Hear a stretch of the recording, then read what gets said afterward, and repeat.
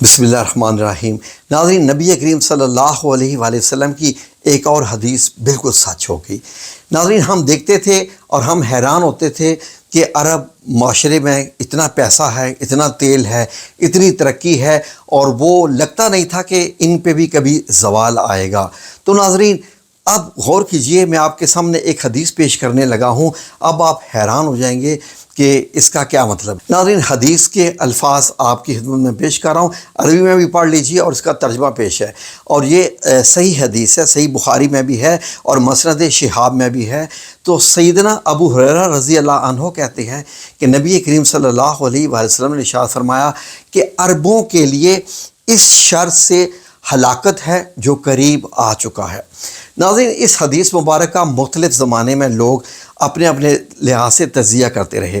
جو سب سے پہلا اہل علم نے اس کا جو ہے وہ تشریح کی پیش کی، انہوں نے کہا نہیں، جو حضرت عثمان رضی اللہ عنہ کا جو زمانہ آیا ہے اور آپ کو جو شہید کیا گیا، تو شاید وہی عربوں کی ہلاکت تھی۔ لیکن ناظرین، حدیث کے الفاظ پہ غور کیجئے۔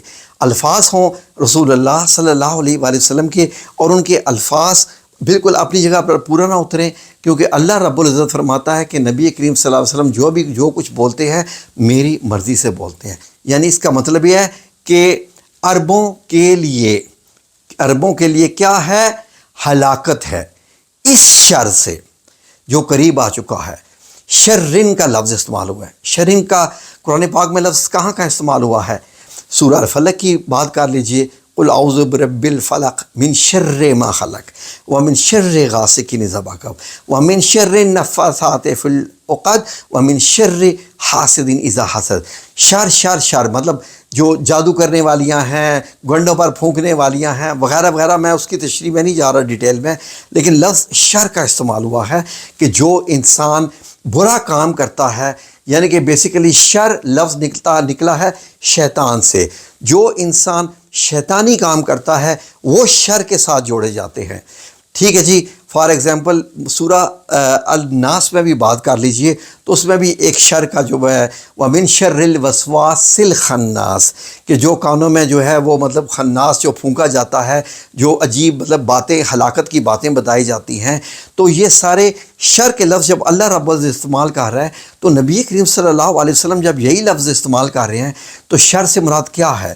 یعنی کہ عرب کوئی ایسا کام کریں گے جو کہ شیطانی کام ہوگا، اور اس شیطانی کام سے ان پر ہلاکت آئے گی۔ میں غلط تو نہیں کہہ رہا، میں کیونکہ نہ مفتی ہوں، نہ کوئی مولوی ہوں، نہ کچھ ہوں، کوئی اگر مجھ سے غلطی ہو جائے تو مجھے معاف کیجیے گا، لیکن علماء حضرات سے بھی ذرا گزارش ہے کہ آپ بھی اس پہ تھوڑی روشنی ڈالیے۔ اب دیکھیے، مکمل میں آپ کے لیے ترجمہ پیش کرتا ہوں جو اردو میں ہے۔ عربوں کے لیے اس شر سے ہلاکت ہے جو قریب آ چکا ہے۔ رسول اللہ صلی اللہ علیہ وسلم اور اللہ رب العزت دونوں جب بات کرتے ہیں قیامت کی بھی، کہ چاند ٹوٹ گیا یا ستارے جھڑ پڑے اس طریقے سے، تو قریب، یہاں بات قریب ہے۔ قریب سے مراد یہ نہیں ہے کہ یہ 5 سال بعد واقع ہونا تھا یا 10 سال بعد واقع ہونا تھا۔ تو آپ صلی اللہ علیہ وآلہ وسلم کو تو قیامت کے منظر بھی دکھا دیے گئے ہیں، آپ کو سارا معلوم ہے قیامت میں کیا ہونا ہے۔ آپ نے تو ایک ایک بندے کے حساب کتاب کا بھی ذکر فرما دیا ہے۔ تو جو آپ صلی اللہ علیہ وسلم نے ارشاد فرمایا نا کہ وہ جو قریب آ چکا ہے اور عربوں کی ہلاکت ہے۔ اب ہم یہ سوچیں کہ عربوں نے شر کیا کیا ہے۔ ناظرین، اب میں اگر ملکوں کی بات کروں تو میں بہت معافی کے ساتھ، لیکن جو باتیں سب کے سامنے ہیں وہ تو مطلب ڈھکی چھپی نہیں ہے۔ سب سے پہلے یہ دیکھ لیے ابو ظبی نے کیا کیا، ایک مندر کی تعمیر کی پچھلے سال، اس کا افتتاح ہوا اپریل میں۔ بہت بڑا مندر جہاں بتوں کی پوجا ہوتی ہے۔ میں تمام ہندوؤں سے جو ہے وہ بڑی معذرت کے ساتھ کہ ہم اسلام کی روح سے اس کو بیان کر رہے ہیں، کیونکہ آپ کے لیے تو ٹھیک ہے بتوں کی عبادت ایک مذہب ہے، لیکن اسلام میں یہ چیز جو ہے ہمارے پاس یہ شر میں آتی ہے، اللہ سے ہٹ کے کسی کی عبادت کرنا۔ تو کیا یہ شر کا کام نہیں تھا؟ اب مطلب تمام عرب ممالک میں، سعودی عرب کو چھوڑ کے فی الحال میڈل ایسٹ کی بات کر رہا ہوں، ابو ظبی، دبئی، بحرین، یہاں پر کیا شراب کے اڈے نہیں ہیں؟ کیا یہاں پر جو ہے وہ برہنہ رقص نہیں ہوتے عام محفلوں میں؟ پھر اس کے بعد یہاں پر سر عام شراب بکتی ہے، اور اس کے علاوہ انہوں نے وہ لوگ جن سے دوستی نہیں کرنی چاہیے تھی ان کو لا کے بٹھایا، ان کو اپنا دوست بنایا، اور جیسے شیطان کے دوست شیطان ہی ہوتے ہیں، تو یہ سارے کام شیطانی کام ہیں۔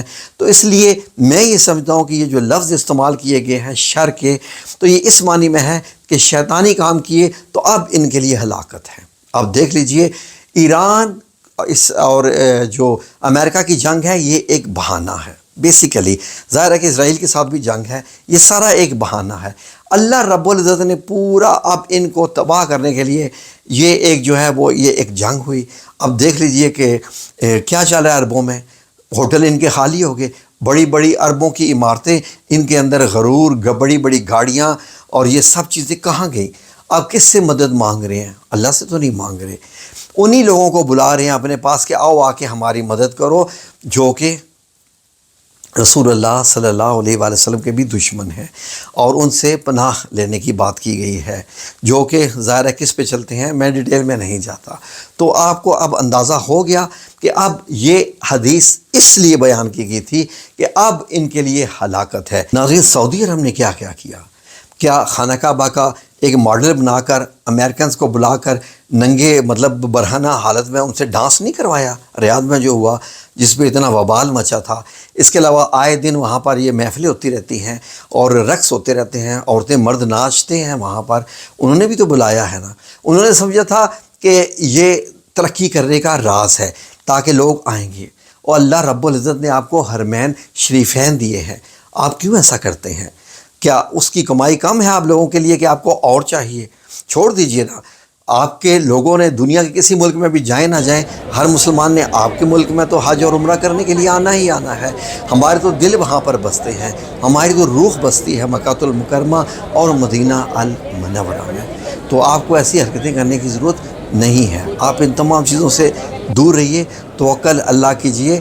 ٹھیک ہے جی، اللہ رب العزت انشاءاللہ آپ کو قیامت تک آپ کو بھوکا نہیں مارے گا، لیکن باقیوں کا جو حشر اب اللہ رب العزت نے کرنا ہے فی الحال تو وہ دکھائی دے رہا ہے۔